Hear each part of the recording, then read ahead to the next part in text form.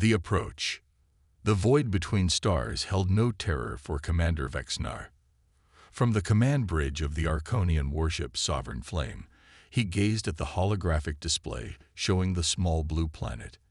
His chitinous exoskeleton gleamed under the soft purple lights of the command center, 4 arms positioned confidently as his primary eyes focused on the target, while his secondary pair scanned tactical readouts. Status report on the primitive world, Vexnar ordered, his voice resonating with the natural harmonic frequencies that marked Arconian authority. Science Officer Zalek moved forward, her more slender form indicating her caste within the Arconian hierarchy. Planet designation: Earth. 3rd planet from a standard G-type star. Nitrogen-oxygen atmosphere. Surface is 71% water. Single sentient species dominates the biosphere. They call themselves humans. Vexnar clicked his mandibles in contemplation, assessment of their technological development. Fragmented and inconsistent, Commander, Zalek replied. They've achieved rudimentary spaceflight, nuclear energy, and global digital communications. However, they remain divided into approximately 200 separate political entities. They've barely established a presence on their own moon, despite having the capability for decades. The tactical officer, Krenthar, interjected. Their military capabilities pose no threat to an Arconian cruiser. Primitive chemical propellants, limited nuclear weapons with no effective delivery systems beyond their own atmosphere, and complete absence of energy shields or gravitational manipulation technology. Vexnar circled the holographic display, all 6 eyes now focused on the rotating image of Earth. The Arconian Empire had expanded across 17 star systems over the past 3 centuries. Each new world brought resources, knowledge, and subjects into their domain. Some species joined willingly, trading sovereignty for protection and technological advancement. Others resisted and were subjugated. The Sovereign Council will be pleased, Vexnar said. This system contains abundant resources and a habitable world. These humans appear suitable for integration into the labor castes. The ship's intelligence officer, Mevresh, approached with calculated deference. Commander, if I may, there is something unusual about this species' development pattern. Explain. Their technological growth isn't following standard evolutionary curves. They've made remarkable advancements in digital technology, material science, and theoretical physics, yet they've barely expanded beyond their planet. It's atypical. Vexnar dismissed the concern with a wave of his upper right arm. Many species develop unevenly before joining the Empire. Perhaps they lack the cooperative instinct needed for sustained space expansion. This will make them easier to control. The massive Arconian warship had remained beyond the orbit of Mars, using advanced cloaking technology that rendered it invisible to Earth's primitive detection systems. For 3 days, they had monitored all broadcast communications, analyzed defense systems, and mapped population centers. Everything indicated a fractious, disorganized species that would be relatively easy to subjugate. Prepare the diplomatic vessel, Vexnar ordered. We will follow standard first contact protocol. I will lead the delegation personally.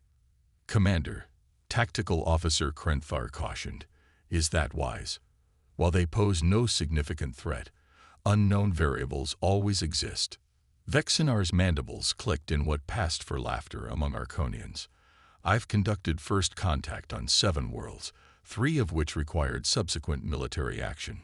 These humans are less advanced than any species we've encountered in 50 cycles. My presence will demonstrate the importance the Empire places on this world. As preparations continued, Mevresh continued analyzing Earth's communications. Something nagged at the intelligence officer's instincts. The public communication showed nations arguing, competing, even threatening war with one another. But beneath that cacophony, there were patterns that didn't align with truly fractured global politics. The diplomatic shuttle departed the Sovereign Flame 12 hours later. Commander Vexnar, resplendent in ceremonial armor that highlighted his impressive exoskeleton, led a delegation of 8 officers. The craft's stealth systems remained active until they passed Earth's moon, at which point Vexnar ordered them deactivated. "Let them see us coming," he instructed. "Begin broadcasting the standard greeting on all their common frequencies." Across Earth, communications were suddenly interrupted by the Arconian message translated into dozens of human languages. "People of Earth, we are the Arconian Empire, bringers of order and advancement. We have observed your world and determined it suitable for integration. Prepare your leaders to meet with our delegation. Resistance is unnecessary and would be regrettable." The shuttle detected multiple launches from Earth's surface, primitive aircraft and missiles that posed no threat. None approached the Arconian craft directly. They merely established a perimeter at a respectful distance, exactly as expected from a species encountering vastly superior technology for the first time. Earth's unified response came 90 minutes later, directed through what appeared to be a hastily assembled coalition of major nations.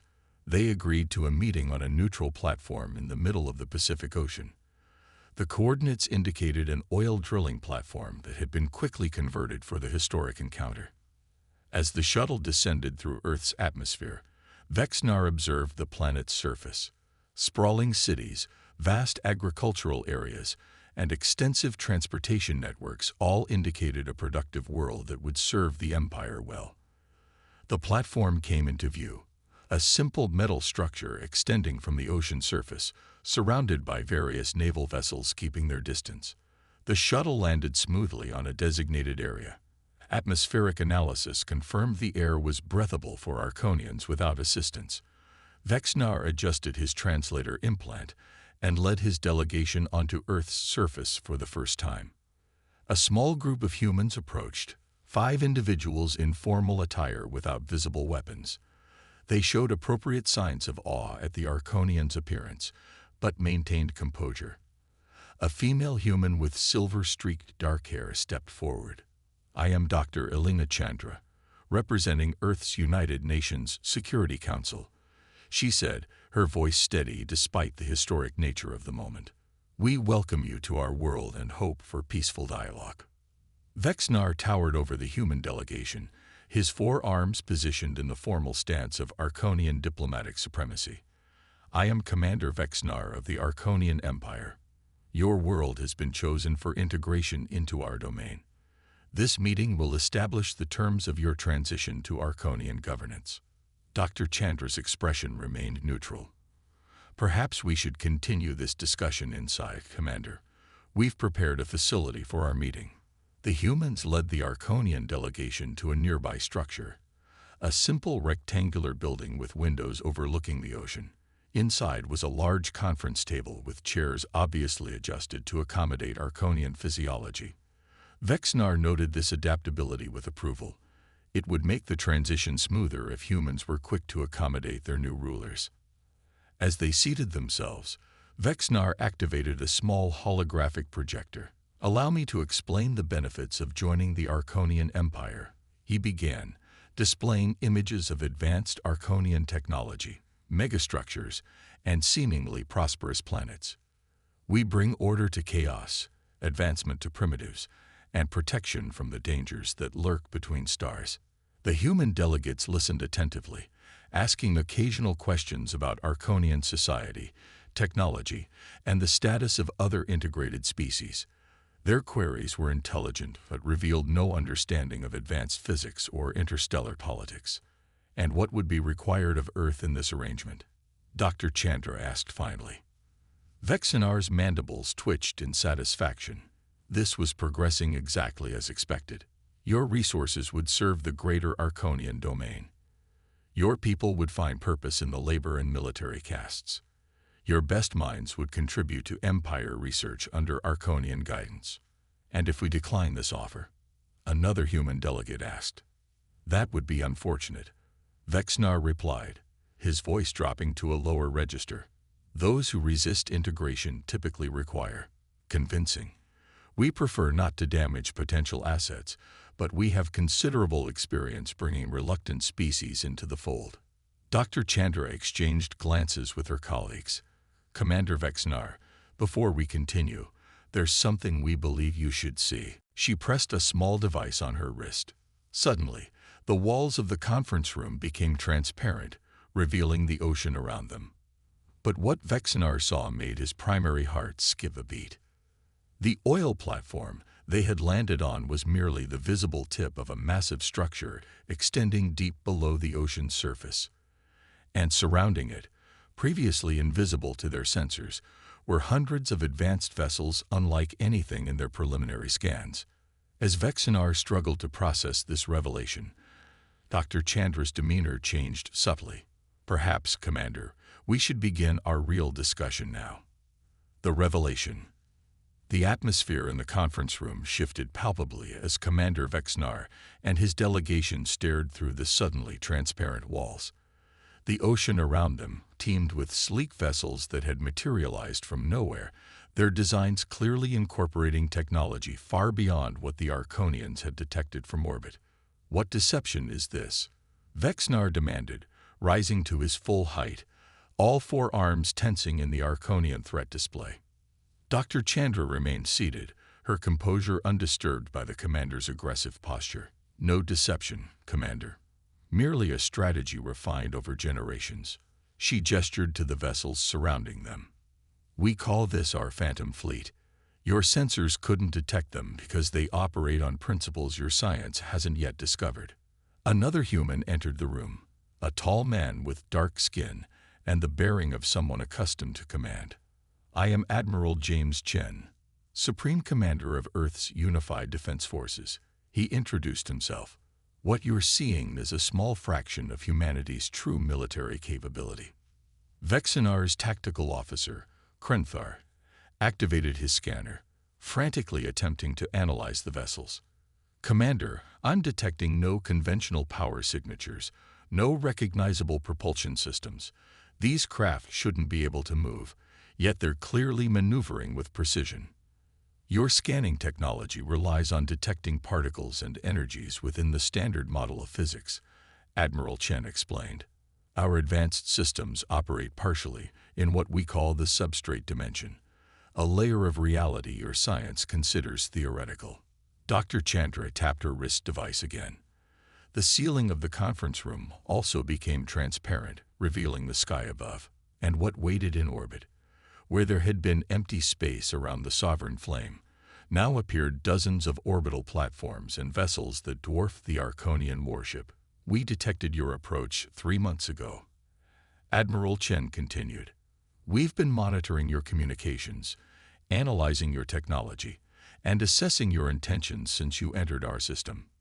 Vexinar's intelligence officer, Meveresh, stepped forward.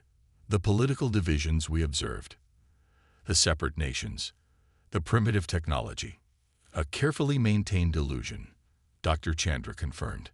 "Humanity unified under a single government over a century ago. We discovered evidence of interstellar civilizations through quantum astronomy and made a collective decision. We would develop in secret, presenting the image of a divided, primitive species to any watching eyes." Admiral Chen activated a holographic display showing a complete three-dimensional schematic of the Sovereign Flame, including details of systems that Vexinar himself considered classified. "Your ship employs a fascinating fusion reactor design," Chen noted conversationally. "Efficient, but vulnerable at the auxiliary coolant junction, and your quantum communication array, quite advanced, but it creates distinctive ripples in subspace that we can track across light years." Vexinar attempted to contact his ship, pressing the communicator embedded in his armor. There was no response. "Your conventional signals can't penetrate the quantum field surrounding this facility," Dr. Chandra explained. "We're not jamming them. We've created a dimensional bubble where those frequencies simply don't propagate." "Why reveal yourselves now?" asked Zalek, the science officer. "If your technology is as advanced as you claim, you could have destroyed our ship without warning." "Because we are not conquerors," Admiral Chen replied simply. "Humanity has no interest in domination or subjugation. We've observed the Arconian Empire's expansion and your treatment of other species. We hope your contact with Earth might provide an opportunity for a different kind of relationship." Dr. Chandra nodded. "We've remained hidden not out of fear, but because we recognize that true strength doesn't require demonstration. Humanity has focused on advancement without expansion, development without destruction. To illustrate their point further, Admiral Chen expanded the holographic display to show the entire solar system. It revealed human installations throughout, massive structures orbiting Jupiter and Saturn, shipyards hidden within the asteroid belt building vessels far larger than the Sovereign Flame, and a network of defensive platforms that could target any point in the system with devastating precision. While the Arconian Empire was conquering nearby stars, Dr. Chandra explained, humanity was developing technologies that operate on fundamentally different principles. We've accomplished in secret what your empire broadcasts with pride. Vexinar's mandibles clicked rapidly, a sign of agitation. If what you say is true, you could annihilate our ship with ease. Yet you invite us to this negotiation. What do you want? Admiral Chen's expression softened slightly, a reconsideration of your empire's approach to interspecies relations. Earth has no desire for conflict, but we will not be subjugated. We propose instead an alliance of equals. The Sovereign Council would never, Vexinar began. The Sovereign Council will adapt. Dr. Chandra interrupted firmly. When they understand the alternative, your empire has never encountered a species with technology superior to your own. This presents an unprecedented diplomatic situation. Outside, more vessels had surfaced, massive platforms rising from the depths, carrying what appeared to be energy projection systems of immense power. In orbit, several of the human ships had moved into formation around the Sovereign Flame, not threatening but clearly capable of overwhelming the Arconian warship if necessary. Let me be clear, Admiral Chen said. We could have destroyed your ship the moment it entered our system. We didn't, because humanity believes in the possibility of peaceful coexistence. But make no mistake, we will defend ourselves with absolute effectiveness if threatened. Vexinar stood silent for several moments, all six eyes rapidly assessing the situation. The intelligence officer, Meveresh, approached and whispered, "Commander, I believe their capabilities are genuine. The technology we're seeing contradicts everything in our database, yet it clearly functions. This changes the strategic equation completely." Finally, Vexinar nodded slowly. "It seems I must report to the Sovereign Council that we have encountered a unique situation. Earth is clearly not suitable for standard integration protocols." A wise assessment. Dr. Chandra agreed. "We propose the following.